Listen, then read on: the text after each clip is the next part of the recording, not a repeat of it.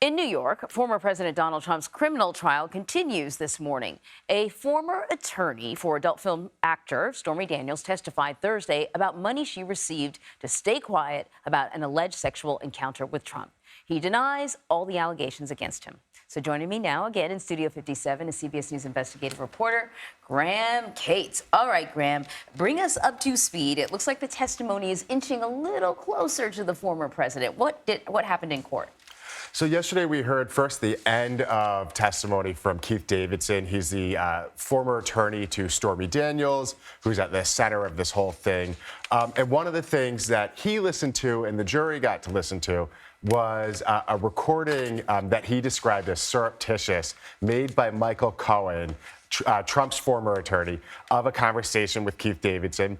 And in the recording, Michael Cohen tells Davidson that Trump hated having to do this deal with Stormy Daniels, in which Cohen paid Daniels in order to not tell a story about an alleged sexual encounter. He hated with having Trump. to pay her off. Yeah, that's what Cohen said saying, in the right. recording. Yeah, okay. While speaking to Davidson. Okay. But there was actually a second recording that we heard from the next witness, who was from the district attorney's office. It was someone who had analyzed Michael Cohen's phone. They had taken it as evidence and poured through it.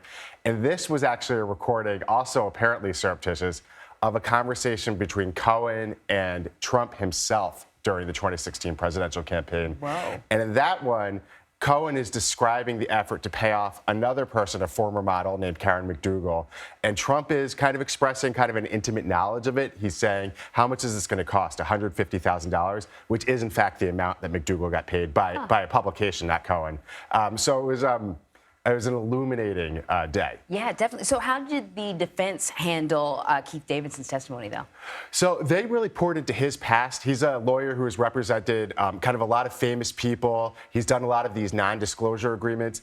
And they brought up a lot of his former clients or deals that he's been involved with, whether it was people making claims against Charlie Sheen or an issue with Hulk Hogan. And they asked him, what you're doing where you're bringing up incriminating information about people and asking for money, is that extortion? And they had some heated exchanges over whether he was on the right side of the law, or they were kind of insinuating that there was more to it.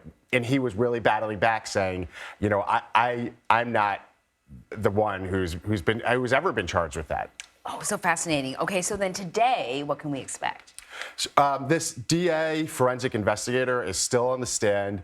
He's still discussing Michael Cohen's cell phones. He's under cross-examination now by Trump's attorneys, who are trying to kind of poke holes in the way evidence is collected. If someone else has touched the phone first, is it possible that the evidence you're getting isn't exactly pure? That kind of thing. Just kind of trying to hit at the way evidence is collected.